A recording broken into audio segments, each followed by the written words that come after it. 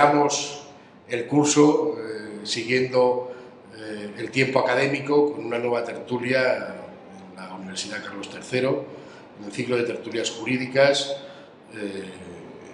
patrocinado por la editorial Tirant-lo Blanc y organizado por la Universidad Carlos III, entrando en un tema de plena actualidad, la guerra en Siria, el conflicto propio y el conflicto en sus efectos internacionales que se da en Siria. Vamos a intentar bueno, pues, deshilar un poco todo este momento confuso probablemente para muchos, sobre todo desde un punto de vista pues también de opinión y de técnica y desde un punto de vista del derecho internacional. Y para ello contamos hoy con la presencia en la tertulia de don Fernando Mariño, catedrático de Derecho Internacional de la Universidad Carlos III,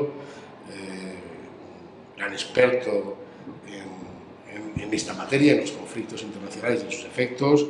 Ha sido presidente del Comité contra la Tortura de las Naciones Unidas, director del Instituto Internacional de Estudios Internacionales Francisco de Vitoria, y también le agradecemos la presencia a María Jesús Vega, portavoz de ACNUR en España, la Agencia de las Naciones Unidas para los Refugiados, y bueno, pues con sus visiones y sus perspectivas intentaremos dar un poco de luz, o por lo menos ofrecer un cierto espacio de debate para este trágico conflicto. Y la primera pregunta que les quiero trasladar es un poco cómo definimos este conflicto. Hay quien habla de guerra civil, hay quien habla de revolución, hay quien habla de en fin, tensiones regionales, estratégicas. Para empezar el camino, pues definamos de qué estamos hablando.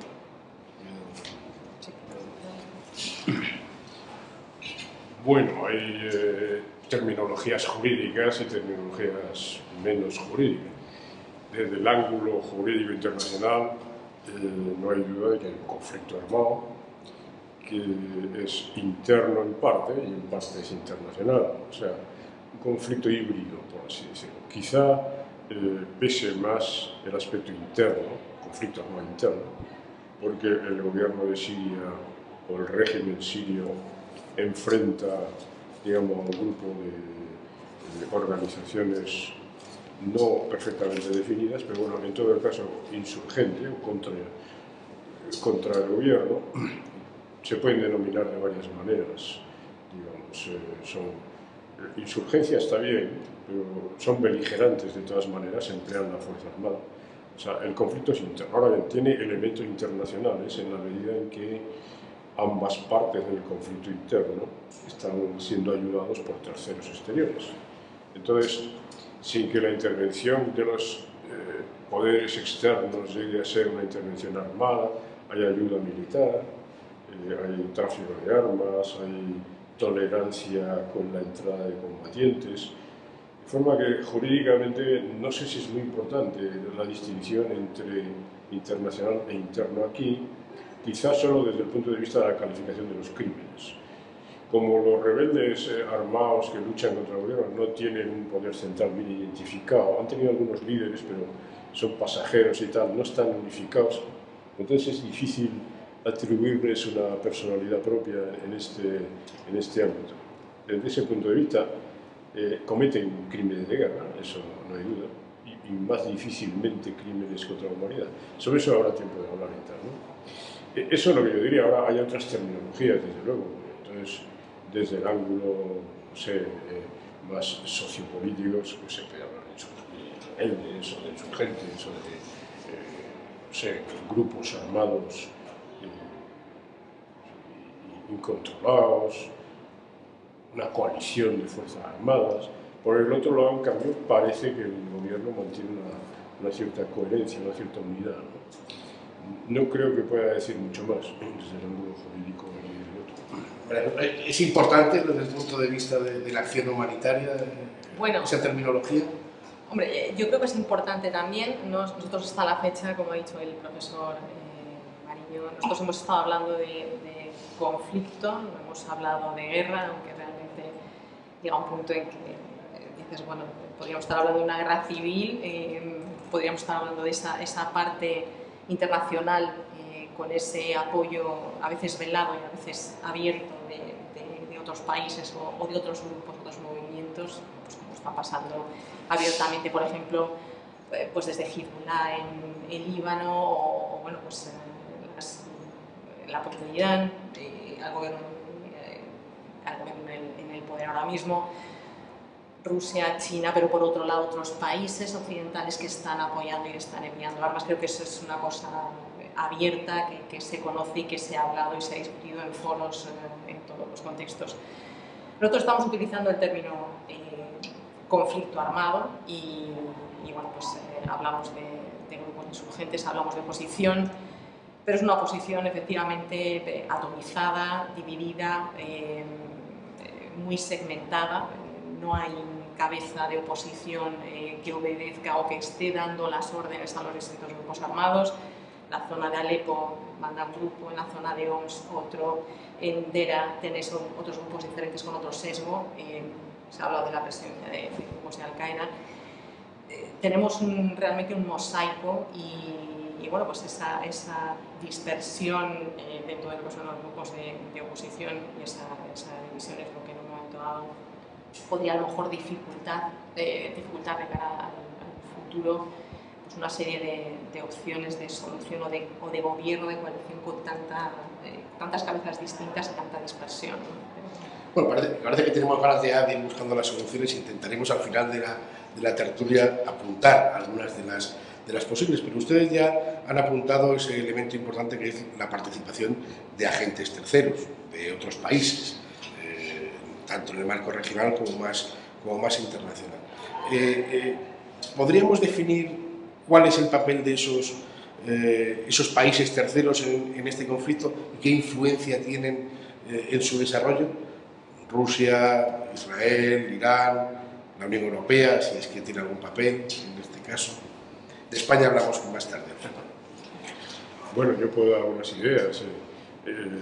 Desde luego las fronteras sirias ahora mismo son enormemente porosas, de forma que los refugiados entran y salen, van a Jordania, van al Líbano, van a Turquía, van a Irak y tal.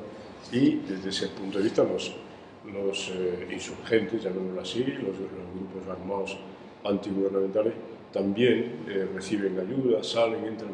Hay, digamos, una cierta indefinición en el poder central.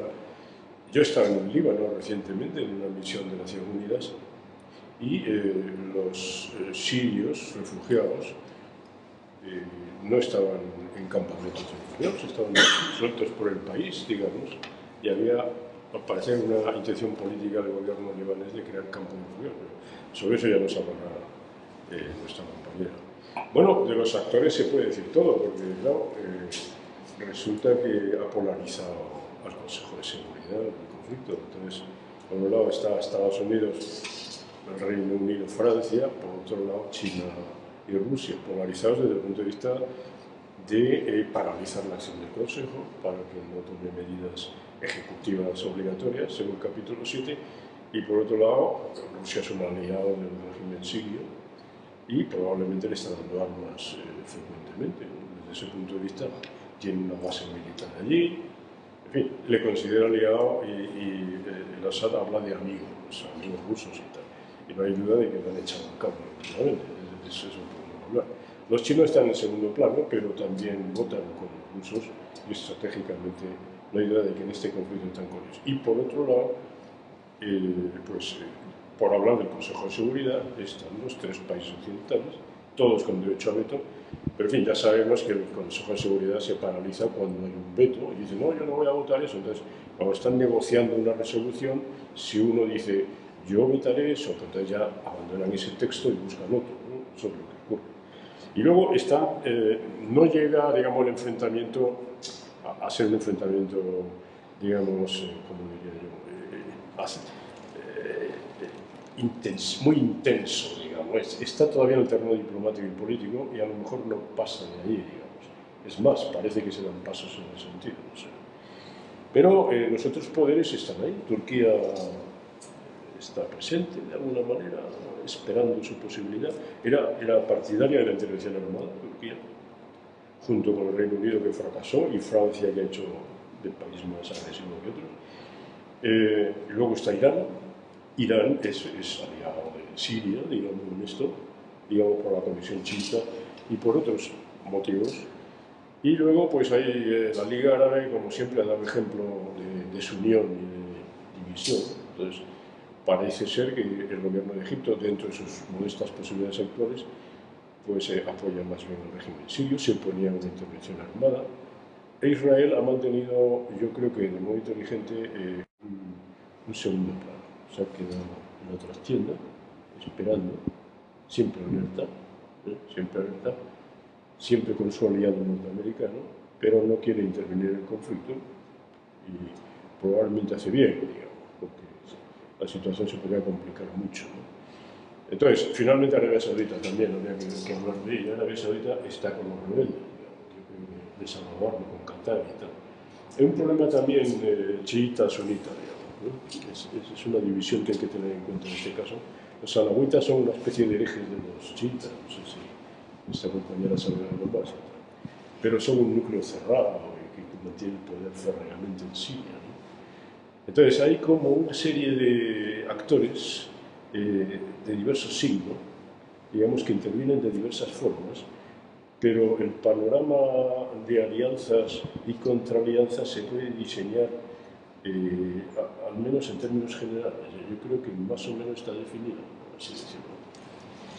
Un panorama complejo, pero que lleva como efecto, las cifras como siempre serán discutibles, pero bueno, hablan de 3 millones de refugiados, más de 100.000 muertos, al menos.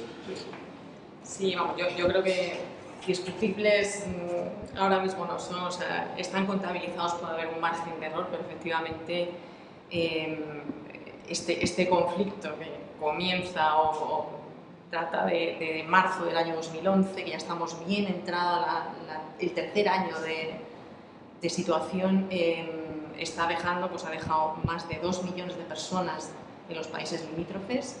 Dentro del país hay 4.250.000 desplazados internos. Estamos hablando de una población en Siria de 21 millones aproximadamente de habitantes. O sea que si 4 millones están desplazados a nivel interno y hay otros 2 millones fuera y hay otros 2 más dentro del país que necesitan ayuda humanitaria, es que un tercio de la población estaría afectada por esta situación. A mí sí que, o sea, más allá de las alianzas, me gustaría destacar ese papel de generosidad y solidaridad que han manifestado y han demostrado los países de la región, una zona sobre la que ACNUR viene alertando desde hace mucho tiempo, porque este conflicto puede tener, bueno, pues puede estallar más allá de las fronteras regionales. Y bueno, estos países han mantenido hasta la fecha las fronteras abiertas, y tanto Líbano como Turquía, como Jordania y como Irak o como Egipto. O sea, en Egipto hay pues, en torno a 100.000 refugiados, en Irak 200.000, que para ir a Irak hace falta estar mal, porque en Irak pues, sabemos que todos los días hay algún atentado en el que mueren pues, 40 o 50 personas, pues tienes la tele y puedes estar un poco pendiente de cuál es el balance, igual que el tiempo aquí, allí es cuántos muertos ha habido dónde, y hay gente que va allí, que ha ido allí a buscar protección. Y luego en Jordania pues hay más de 500.000. Jordania es un país con un estrés hídrico tremendo, hay cortes de agua para cualquier ciudadano y lo ha habido siempre, o sea, a lo mejor en el barrio tal te toca el agua el lunes y ahora con la situación esta de refugiados se incrementa esa dificultad. Y bueno, pues sin embargo han permitido que la gente entrara, los han acogido, en Líbano también, y en Turquía también. Turquía además ha decidido que iba a asumir de alguna manera los costes generales de esa operación. Turquía ha montado sus propios campos de refugiados, hay 21 campos de refugiados en la región, y bueno, pues lo está haciendo muy bien. O sea, desde ACNUR damos apoyo técnico y hay otras organizaciones que están también echando una mano, como la Media Luna Roja, pero están queriendo gestionar una cuestión pues que va más allá de un movimiento de refugiados, va más allá, está teniendo un impacto a nivel social, a nivel económico y a nivel político. O sea, esto está teniendo un coste alto. Y luego, en cuanto a las poblaciones de refugiados en zonas fronterizas, todos sabemos que hay mucha mezcla de población de un país y de otro, y entonces si hay, bueno, pues la gente cruza de un lado y de otro, tampoco sabe si está en Siria o si está en Líbano, y hay problemas, se está viendo cada vez más problemas, por ejemplo, en cuanto al cambio demográfico que está suponiendo la entrada de refugiados. En Líbano la población refugiada ya pues supera el 18%, y en algunas zonas los refugiados son superiores en número a los propios habitantes de los pueblos. Hay manifestaciones, hay enfrentamientos, hay pelea por cuestiones de trabajo, o sea, no tienen trabajo y los refugiados abaratan los costos, los incrementos de los alquileres suben, o sea, hay muchísimas repercusiones. Y allá donde hay que señalar, como digo, esta generosidad durante tanto tiempo, pues evidentemente ahora los gobiernos están poniendo restricciones y esto va a tener un efecto porque no están entrando todos los refugiados que necesitarían salir del país y que querrían salir del país por estos controles de seguridad también, que tiene su sentido, ¿no? En relación a lo que decía, ¿existe ese riesgo de extensión del conflicto? Es decir, hasta ahora pues, esos países limítrofes parece que están, digamos, amortiguando el conflicto interno en cuanto a sujetar o a arrojar esos refugiados, pero claro, el riesgo de que, bueno, pues hoy el gobierno turco anunció que había derribado un helicóptero sirio, en fin, una incursión puede provocar una reacción, aún a pesar de la prudencia, la política israelí de mantener firme la defensa de su espacio territorial.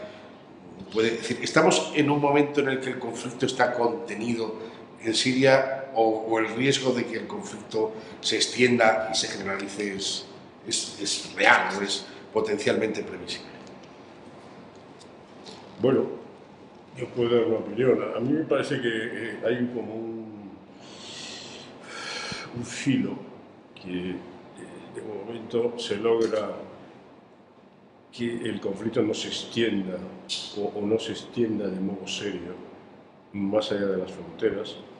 Ha habido, sin embargo, incidentes armados en Líbano, algunos importantes en Trípoli, me parece recordar, en Tiro, en el Valle de la Bekaa, y como ha recordado la compañera, pues Hezbollah está presente en el conflicto también, de forma que Hezbollah tiene su digamos, base en el sur del Líbano, son incluso los aliados del gobierno del Líbano frente a Israel, aunque eso no se explicite excesivamente, y han estado ayudando al gobierno de Siria en el conflicto. Entonces, sin duda la situación del Líbano a mí me parece complicada y hay un serio peligro de que dentro del Líbano las cosas se compliquen, digamos, hasta el punto de vista de que las divisiones tradicionales del Líbano entre chiitas, sunitas, pero luego también los partidarios de los palestinos, por así decirlo, el conflicto palestino está latente. Entonces, bueno, hay campos de refugiados palestinos en el Líbano que no administra ACNUR, sí, bueno, administra Naciones Unidas, la UNRWA. Pero yo he estado en alguna prisión en Líbano y allí hay palestinos que llevan 6 años detenidos sin ser enjuiciados por un levantamiento que hubo en un campamento de refugiados, donde tuvo que entrar el ejército del Líbano. Bueno, hay una serie de interconexiones. El conflicto palestino está como congelado ahora, pero está latente la cuestión. Yo, la extensión a otros territorios cercanos, como Turquía, me parece que los turcos están suficientemente preparados para impedir que eso ocurra, a mí me parece, pero en cambio los kurdos tienen un cierto protagonismo. Yo creo que el informe que elaboró Piñeiro y esta gente para el Consejo de Derechos Humanos le da a los grupos kurdos un cierto protagonismo. Hay una cierta actividad armada de los grupos kurdos, probablemente en el noreste, no sé, y eso es una incógnita también. Los kurdos son multiestatales, por decirlo, están en varios estados. Yo, si realmente la diplomacia empieza a detener, digamos, porque la diplomacia tiene que ir en el sentido de las armas químicas y su erradicación, pero también en la detención del conflicto, como es evidente, ¿no? Y el plan de paz final, todo es lo mismo siempre, ¿no? Entonces, quizá el papel de Irán por paradoja, podría ser un papel compensador. En vez de un papel agresivo y duro, podría ser un papel estabilizador, ¿no? Vamos a ver, o estoy soñando yo con cuentos persas, ¿eh?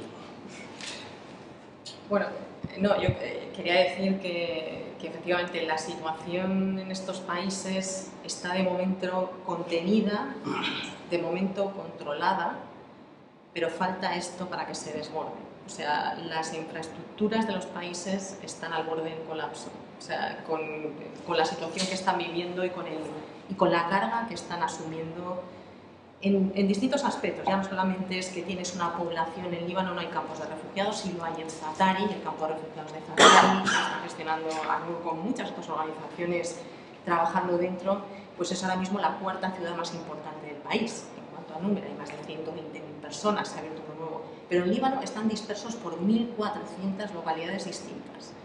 Llegar a esa población, informar a la población, darle una tarjeta de registro, informarle de los derechos y al mismo tiempo favorecer la convivencia con la población local es muy difícil. O sea, el tema se está desbordando y de hecho ha habido una reunión del alto comisionado, una reunión con los ministros de los 4 países y el día 30 de septiembre, dentro de la reunión del Comité Ejecutivo de ACNUR, que se celebra anualmente, la primera parte de esa reunión, el día 30 y el día 1, se va a dedicar exclusivamente a Siria. Allí va a estar el ministro de Asuntos Exteriores de Líbano, de Irak, de Jordania y también de Turquía. Y van a estar bueno, pues representantes de distintos países que van a tener la oportunidad de poder hacer sus promesas o sus compromisos de cara a estos países que están afrontando la mayor parte de esta carga en todos los ámbitos. Ya hablo de seguridad y hablo de que el control de fronteras. A ver, aquí llega una patera y nos echamos las manos en la cabeza, ¿eh? Y el año pasado pues llegaron por mar 4.000 personas. Ese es el número de personas que cruzan cada día. O sea, cada día por esas fronteras de los países cruzan 5.000 personas. Se hacen controles. Si no se hicieran controles probablemente cruzarían muchos más, porque a medida que el conflicto continúa su curso y se sigue matando, y hay 100.000 personas muertas ya en las estimaciones conservadoras de Naciones Unidas, a medida que la gente ha terminado de agotar todos sus recursos, se han desplazado 14 veces dentro del propio país buscando lugares seguros.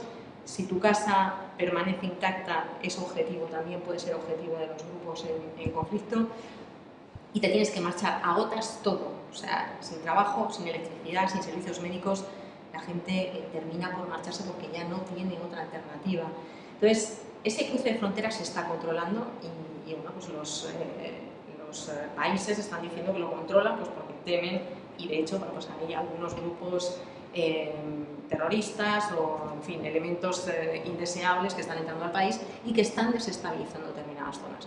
La comunidad internacional no puede permanecer callada más, o sea, tiene que hacer algo, y yo creo que esta amenaza de intervención, estoy de acuerdo ahí con el profesor Mariño, creo que está sirviendo para poner de nuevo los ojos en el conflicto, porque este conflicto, a diferencia de otros que nosotros hemos percibido, pasa de alguna manera inadvertido a la opinión pública. Estos árabes de allí, ellos que siempre están con estos líos que se las arreglen solos. Esa es la percepción general y el comentario general que te hace muchísima gente. Esto no es así, esto es un tema de todos, es una responsabilidad de todos. Entonces, bueno, este 30 van a tener la oportunidad de hacer algún tipo de compromiso, de ver realmente qué es lo que van a poder hacer por estos países, porque esto ya desborda cualquier cuestión humanitaria, cualquier respuesta humanitaria. Aquí ni el ACNUR ni la OCHA, coordinando dentro de Siria desplazamiento interno, pueden hacerse cargo de toda esta gestión. Aquí llevamos 2 años y medio, seguimos con una emergencia porque sigue entrando gente, pero a la vez esto hay que tratarlo desde un enfoque de desarrollo. O sea, aquí tienen que intervenir agencias de desarrollo, tienen que intervenir los países con apoyo bilateral, apoyo multilateral o como se quiera, pero no podemos continuar así dejando que estos países sigan con esta carga y con la amenaza de cerrar la frontera, implicando que la gente que no cruza es gente que puede morir en el país. Se refería quizás un poco a esa percepción, María Jesús Vega, ahora de lejanía, ¿no? Que bueno, pues puede existir en la sociedad española y no sé si en la europea, otro conflicto en el que la Unión Europea parece que no está en primera fila, o al menos con una política un tanto determinada. Por otra parte, estos días ha sido noticia que pues hay una cierta preocupación de inteligencia por el alto número de españoles o de residentes en España que se acercan al conflicto sirio, yihadistas o elementos relacionados. Es decir, no es un conflicto que a nosotros nos pueda llegar tan lejano, ¿no? Les hago esta mención para coger esos dos puntos, es decir, la Unión Europea y su papel, y luego, en fin, es un conflicto lejano para España, o en realidad nos estamos jugando algo de lo que no nos enteramos suficientemente. Bueno, ha habido ese reclutamiento en Ceuta, he leído, ¿no? Sobre todo algunos yihadistas, número pequeño de todas maneras, pero son repercusiones así como menores. Probablemente algo más el número de solicitantes de asilo sirios que llegan ahora a España habrá aumentado. Son las repercusiones materiales directas, así decirlo. Ahora,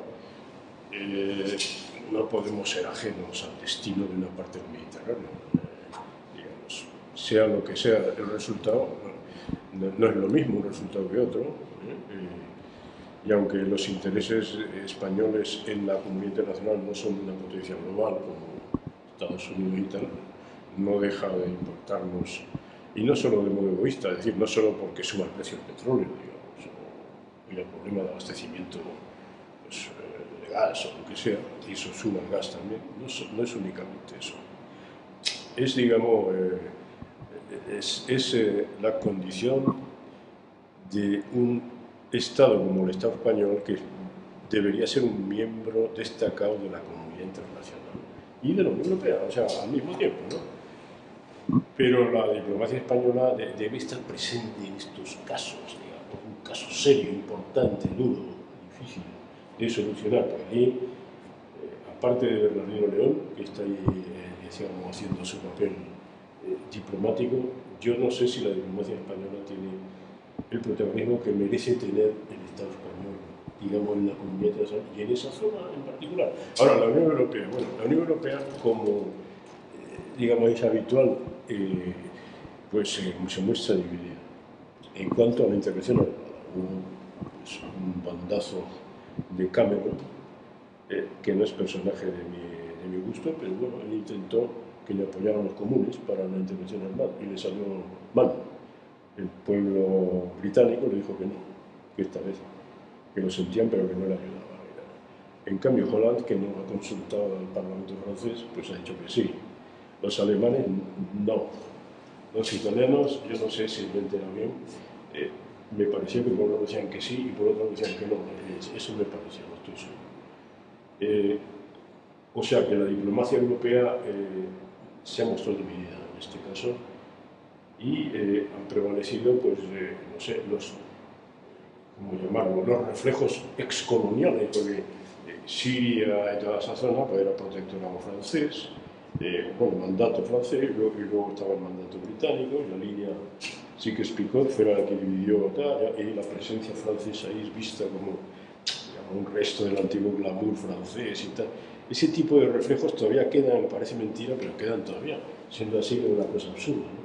Pues la Unión Europea no sé si está llegando ahora a una posición un poco más razonable a la vista de los acontecimientos. El protagonismo ruso le ha copiado, digamos, lo que podría haber hecho la diplomacia europea como tal, ¿no? Y la diplomacia rusa de pronto ha cobrado un protagonismo que a mí me parece efímero, pero que de momento está ganando. O sea que mi resumen es, la España vamos a pedirle un poco más, con inteligencia, lo pueden hacer. Hay diplomáticos españoles espléndidos, tíos, y mujeres para quitarse el sombrero y tal, y falta ahí un poco de gancho de la presencia española. Y la Unión Europea, pues, bueno, la Unión Europea tiene que forzar la creación de un servicio exterior propio, de una política exterior crecientemente unificada. Eso es una empresa de Sísifo, está de moda decirlo. Y esa otra parte de la diplomacia, María Jesús, además de la diplomacia más política, más la diplomacia humanitaria, digamos, la cooperación internacional, de la que España ha alardeado durante los últimos años, como, bueno, quizás no tenemos el mejor servicio diplomático del mundo, pero en la cooperación humanitaria siempre somos los primeros. ¿Estamos a ese nivel No, o sea, evidentemente la cooperación humanitaria ha brillado durante muchos años, ha intentado alcanzar unos niveles y se han mantenido unos niveles bastante altos. El objetivo de alcanzar el 0,7 del PIB se llegó al 0,5, pero o sea, la reducción de la cooperación en los últimos 3 años ha caído en picado, o sea, ha sido absolutamente brutal. O sea, por haceros una idea, nosotros, por ejemplo, recibíamos una financiación del gobierno español, de lo que es el gobierno central, pues de 20 millones de euros para programas generales de ACNUR en el mundo. Estamos hablando de 45 millones de personas en situación de desplazamiento por conflicto, entre refugiados y desplazados internos. Y bueno, pues esto era en 2010. Este año hemos recibido medio millón de euros, o sea, 500.000 euros para los programas de ACNUR en general.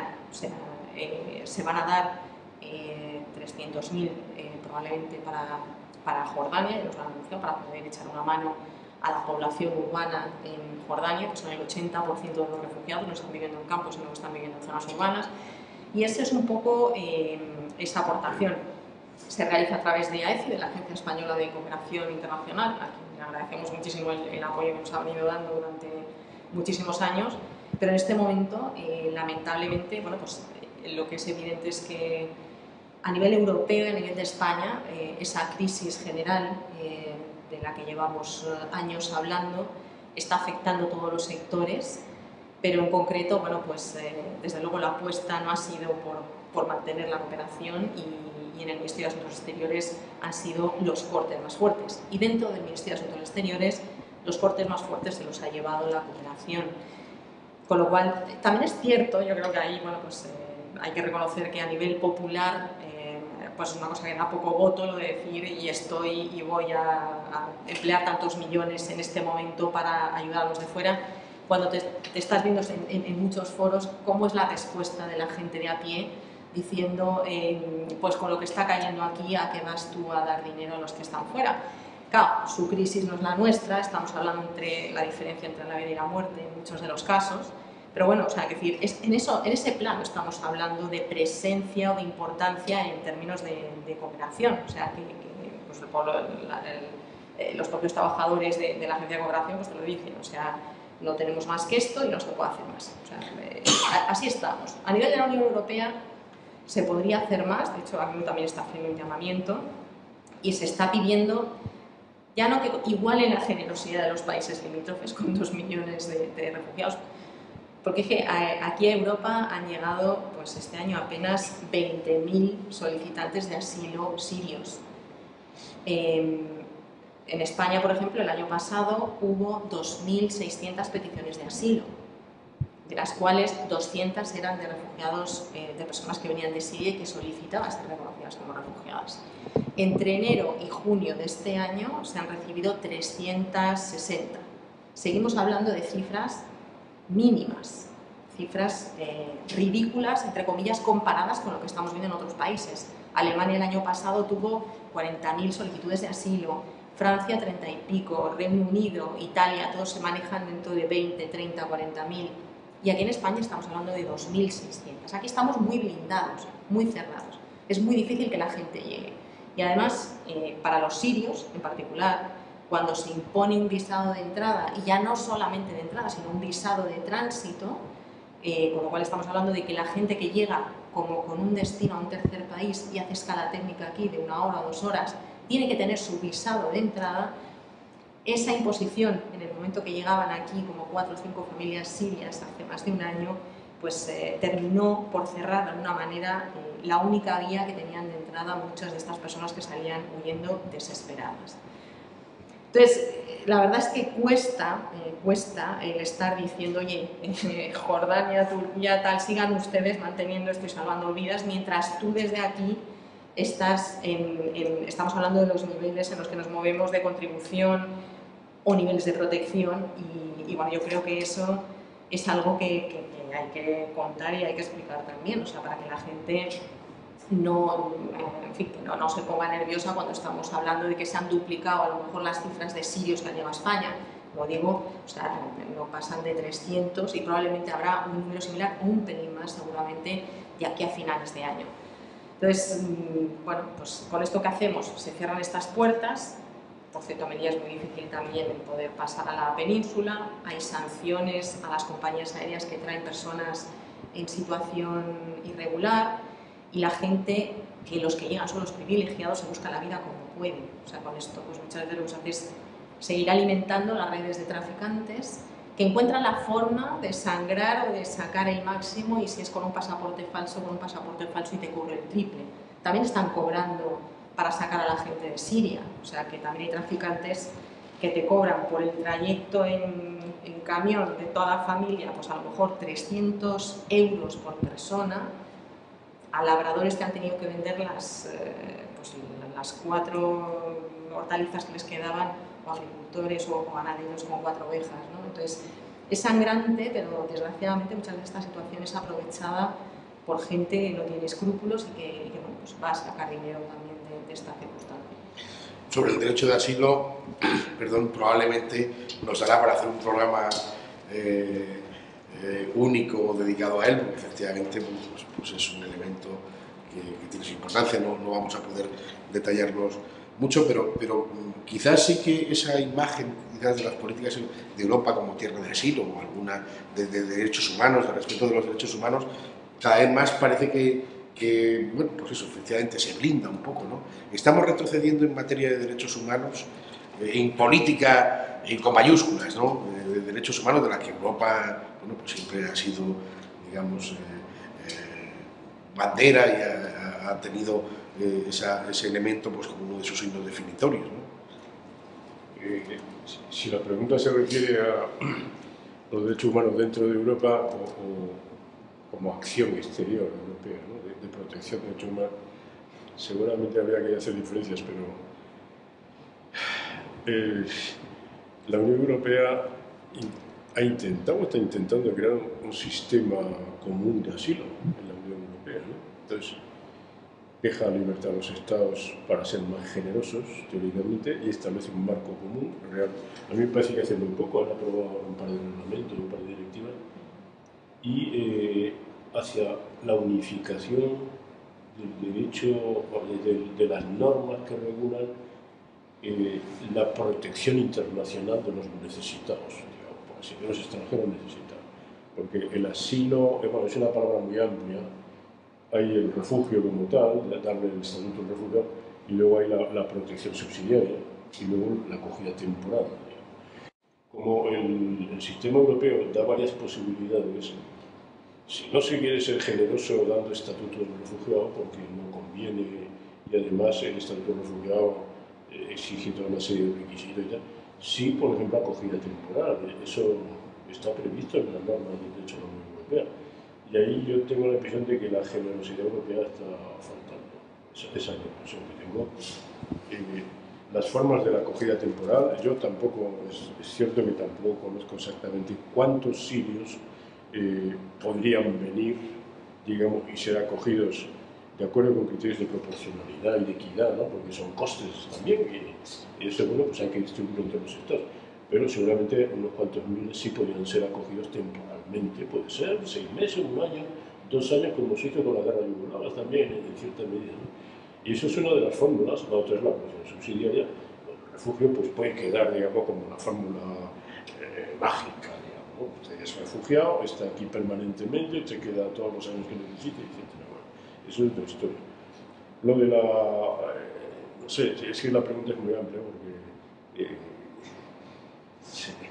la idea de que los derechos humanos son lo primero y aquello que debe ocupar la acción diplomática y política de los estados cuando traten con los demás es una idea que roza la utopía. Entonces, porque dice, mire, es que esto es asunto exterior, nosotros vendemos armas a Arabia Saudita, no pasa nada, lo hacemos con la promesa de que no se van a usar contra los derechos humanos y tal. Nosotros tenemos esa promesa, pero no vamos a dejar de vender armas. Todos venden armas realmente y tal, eso no nos preocupa, por así decirlo. Y no sé, hablamos con Israel y ya les recordamos que el derechos humanos de los palestinos están sufriendo. Hacemos lo que podemos, digamos, ¿no? Pero no van a salir un río, digamos, no hay acciones vigorosas. Y esto de las armas químicas es una línea roja, como he dicho. Tiene que ver con los derechos humanos, claro, sí que tiene que ver. Es una especie de, pues, como diríamos, de crimen tan extremo, por así decirlo, que bueno, tenemos que hacer algo, porque es que si no, se va a desbordar la cuestión. No podemos acusar a nadie de usar armas químicas, las usarán contra nosotros, ¿no? Precisamente por eso, aprovechando esa referencia y entrando en los últimos 15 minutos de tertulia, uno de los elementos que quizás ha despertado a la opinión pública, que ha hecho volver a poner en primer plano de actualidad la guerra de Siria, y efectivamente no olvidemos, son casi 3 años de conflicto permanente, ha sido pues ese uso. Parece que el secretario general de las Naciones Unidas ya ha dado por cierto, y bueno, pues en fin, sin querer acusar directamente, me imagino que por razones de la propia diplomacia en estos momentos al gobierno sirio, pero sí pues, su uso contra la población civil. Eso efectivamente es una línea roja. El Tratado Internacional que entró en vigor en el año 97 de prohibición de las armas químicas incluso también contemplaba medidas coercitivas para su destrucción, ¿no? Esto también es un elemento curioso, ¿no? Porque están prohibidas pero las tiene todo el mundo, ¿no? Luego lo malo es que las uses, todo que empieza a ser un poco paradójico, ¿no? Está prohibido tenerlas, las tenemos y no las usas, no pasa nada. Bueno, entrando en la cuestión, ¿es esta realmente el cruzar esa línea roja, las armas químicas? ¿Y cuál debe ser la respuesta de la comunidad internacional? Por lo menos la que están debatiendo, una respuesta armada, unilateral. Existe derecho internacional que ampare respuestas sin el Consejo de Seguridad, no puede ser, no es conveniente. En fin, ya sé que es muy amplio y el tiempo es poco, pero seguro que su gran capacidad de síntesis nos permite dar algunas frases. A ver, yo creo casi que el profesor Mariño va a explicarlo mejor. A ver, los investigadores de Naciones Unidas que estaban desde el día 18 de agosto en Siria, bueno, pues tratando de tomar información sobre distintos aspectos, resulta que se encuentran el 21 de agosto con ese ataque con gas sarín, que se ha comprobado, bueno, pues ayer lo dijo Ban Ki-moon, que estaba comprobado que se había utilizado, porque además en el 80 y pico% de los análisis de sangre que habían hecho se había encontrado restos de este gas nervioso, ¿no? ¿A qué parte se le atribuye? Eso no está claro, no era uno de los objetivos que iban a investigar el equipo de Naciones Unidas, y de hecho entiendo que tampoco se les ha permitido ir más allá por esas condiciones de seguridad. Hay quien dice, yo no hablo como ACNUR, o sea, hablo un poco de lo que está ahí en la opinión pública, hay quien dice que aprovechando la presencia de los inspectores podría ser que la oposición haya hecho este ataque para intentar culpar al gobierno, porque no pensaban que la oposición pudiera tener en su poder también y pudiera fabricar o utilizar gasarín, y a la inversa, ¿no? O sea que hay tesis para todos los gustos, ¿no? En este sentido. O sea, desde el punto de vista de los trabajadores humanitarios dentro de Siria, que también estamos trabajando en todo este desplazamiento interno, yo creo que hay que destacar que esto es un salto cualitativo. O sea, cuando ya estamos hablando de que se están utilizando armas químicas, es un paso más dentro de lo que es el trabajo de acción humanitaria, porque estás hablando de que dentro de Siria hay 4.500 trabajadores de la ONU, tenemos bueno, pues muchísimas organizaciones con las que trabajamos codo a codo, organizaciones locales, hay personal, y si no hay seguridad es muy difícil de poder llegar a determinadas zonas. Ahora estamos dentro de nuestro ámbito, como digo, bueno, pues con documentos de información, porque todo este anuncio de la posible intervención desde finales de agosto evidentemente no nos ha pillado aquí desprevenidos. Ha habido que hacer una preparación de planes de contingencia, preposicionamiento de ayuda humanitaria, información a la gente de qué hay que hacer en caso de que se produzca un ataque con este tipo de gas nervioso, información a los centros médicos, sobre refugios, sobre síntomas, cómo detectar. O sea, quiero decir que vamos un poco con la actualidad tratando de ver cómo podemos tapar, porque bueno, pues, aunque no es nuestra competencia ir acusándonos a otros, lo que está claro es que trabajando en una zona de conflicto, como estamos trabajando aquí, en muchos otros países, y como hicimos en Bosnia, que se ha hecho referencia aquí, pues estás realmente con unas condiciones de seguridad y con la antena puesta, como digo, en la actualidad internacional, porque no te puede pillar desprevenido, y bastantes situaciones imprevistas tienes ya sobre el terreno, que para llevar convoys de ayuda humanitaria, un día la ruta es segura, mañana no lo es, hoy te da el ok determinada facción de este grupo y pasado mañana pasas por el mismo sitio y hay otra y no te lo da. O sea, es decir, trabajamos con muchos elementos que tenemos que dar y con la sensibilidad de estar dentro del país en el que está el gobierno. O sea, hay dos grupos enfrentados y bueno, pues no puedes decir una palabra más alta que la otra porque al día siguiente no hay visados, sales de allí y difícilmente vas a poder contar ni ayudar nada.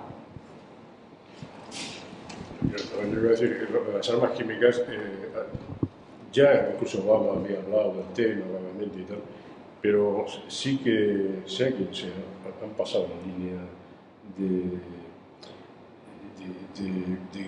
crimen de guerra, no el más destacado, porque todos lo son, pero bueno, de una prohibición universal, por así decirlo. Está en el convenio del 25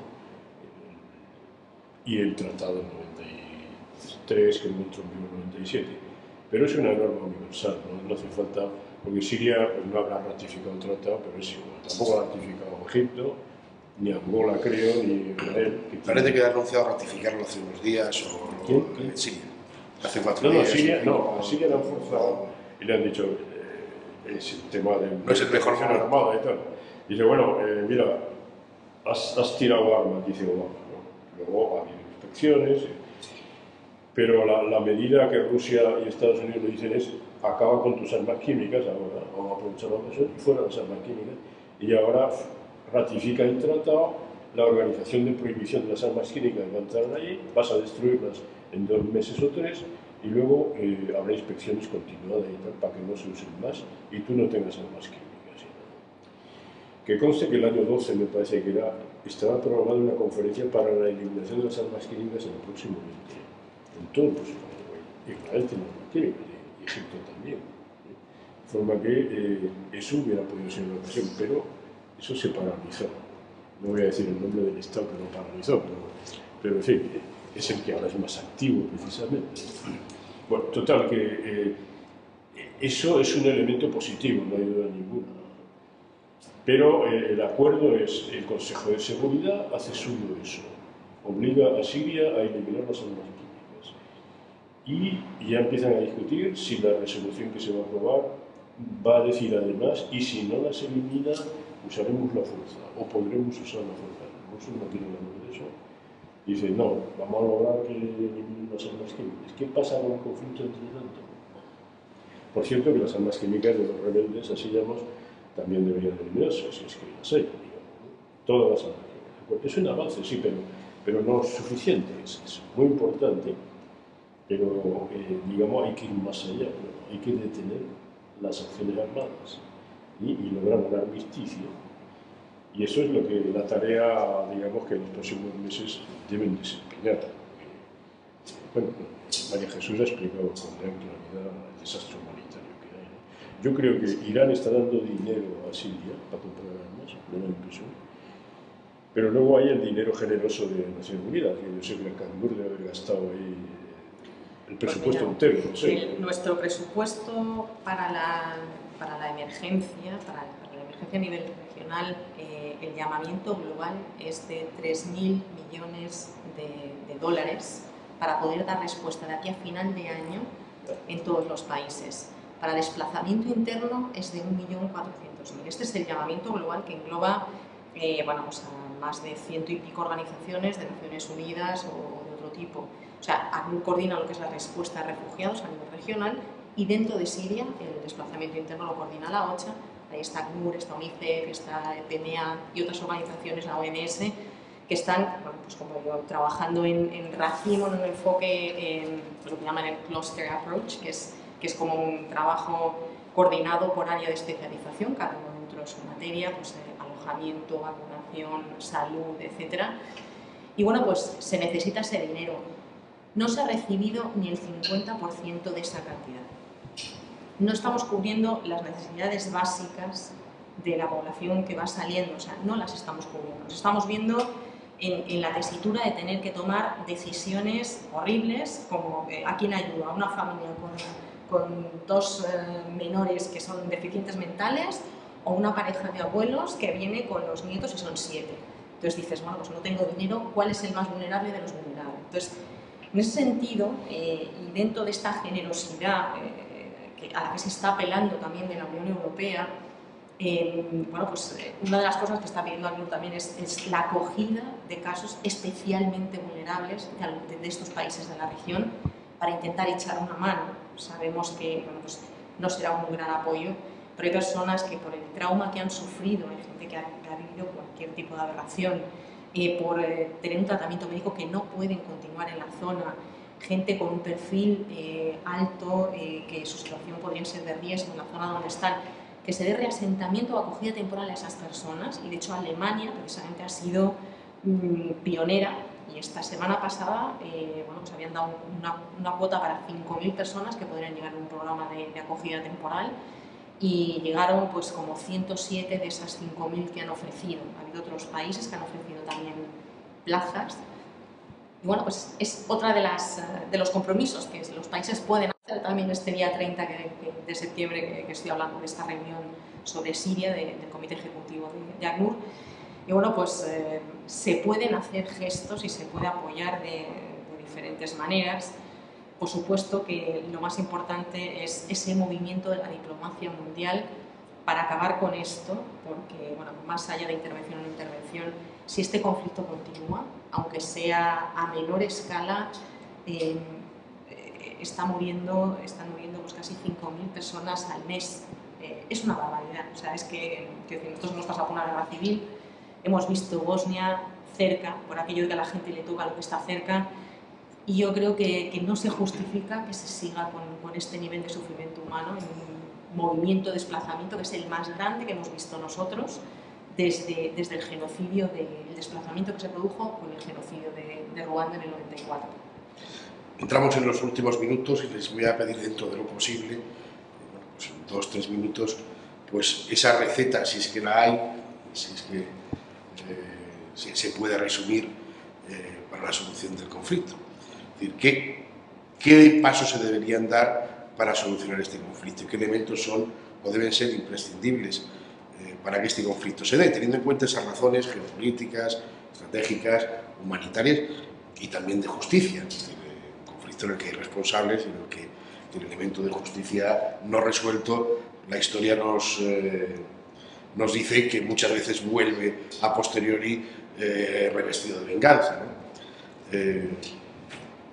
Bueno, yo voy a decir, le dejo pasar a María Jesús que termine vamos a ver, lo primero que hay que hacer es, aparte del tema de las armas químicas, que ya está digamos, enfilado, parece ser, es un armisticio. Hay que lograr un armisticio. Eso significa terminar con el flujo de armas. No se pueden entregar armas y tal, y forzar a los contendientes a detener las operaciones. Y yo sé que hay que hacer ahí concesiones a los criminales. O sea, en aras de una detención habrá que hablar con estos y con nosotros, ¿eh? Eso no quiere decir que la justicia no puede esperar, que ella puede esperar, pero vamos a detener el conflicto y al mismo tiempo con una estrategia preparada, porque que si no, detener solo el conflicto no basta.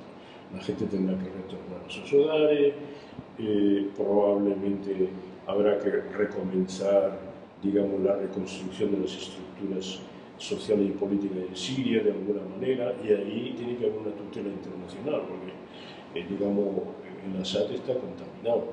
Entonces, ¿cómo se hace eso? No es nada sencillo. Pero yo eliminaría la amenaza de usar la fuerza armada por parte de Naciones Unidas. Yo creo que eso ahora no es necesario, salvo que ocurra algo extraordinario, pero no creo. Y luego que los actores de la región tengan algún protagonismo. Parecen niños pequeños esperando a que yo también, ¿no? Bueno, pero tienen su poder. Irán debería tener algún protagonismo, y Turquía, y quizá la Liga Árabe, pero claro, aquí pues, Arabia Saudita y Egipto son los principales, ¿no? Pero vamos, hay que contar con ellos. Israel, yo digo que queda un poco, digamos, atrasado. Si hubiera la visión global del poder imperial por desgracia, tiende a ver los intereses propios antes, digamos. Pero si hubiera una visión de Naciones Unidas más universal, desde ese punto de vista, sería un buen momento para impulsar el proceso de paz de Israel y Palestina también, aprovechar, digamos, la estabilización de la región, de alguna manera, lograr el armisticio, comenzar la reconstrucción siria, pero estoy soñando. Los internacionalistas sueñan no desde Vitoria, pero sí desde Cádiz con la paz perpetua. Bueno, algunos de esos sueños no se han hecho realidad, pero los han puesto en el camino, ¿no? Esperemos poderlos ver. María Jesús. Bueno, yo no soy analista político, no soy probablemente la persona más adecuada para responder, puesto que desde la organización para la que trabajo lo que hacemos es precisamente poner tiritas, ¿no? O trabajar con las consecuencias que las decisiones políticas tienen, ¿no? Sobre la población civil, por acción o por inacción. Nosotros lo que pedimos es que se escuche a los países que están en la región, tienen que tener un protagonismo. Ellos se han reunido con el alto comisionado y han dicho, por favor, dejen de lado ya sus diferencias, cedan en lo que tengan que ceder, que no haya sentimiento de vencedores y vencidos, que haya que se pueda lograr un consenso de todos los países, que la comunidad internacional no deje de poner los ojos en la situación de Siria y sobre todo que mientras se van dando estos pasos no se les deje solos, o sea que lo que no debe de caber absolutamente ninguna duda es en que, entre tanto, con todos tenemos que tratar de aliviar el sufrimiento de todas las víctimas de esta guerra y en eso tiene que haber un consenso absoluto. Pues muchas gracias a los dos, Fernando Mariño, catedrático de Derecho Internacional de la Universidad Carlos III, y a María Jesús Vega, portavoz de ACNUR. Creo que todos tenemos un poco más claro el porqué, el cómo y también un poco la preocupación o la responsabilidad en este importante conflicto. Y les dejo un mensaje, creo que compartido por todos, de que en la medida de lo posible también colaboren y ayuden a través de las organizaciones de ACNUR o de las ONGs de su preferencia, un apoyo solidario y ciudadano también para paliar los efectos de esta tragedia, y les emplazo a la próxima tertulia jurídica de la Universidad Carlos III, pidiéndoles disculpas por el estado lamentable de mi voz, producto de los catarros otoñales que esperemos se haya recuperado en una próxima ocasión. Buenas tardes, muchas gracias.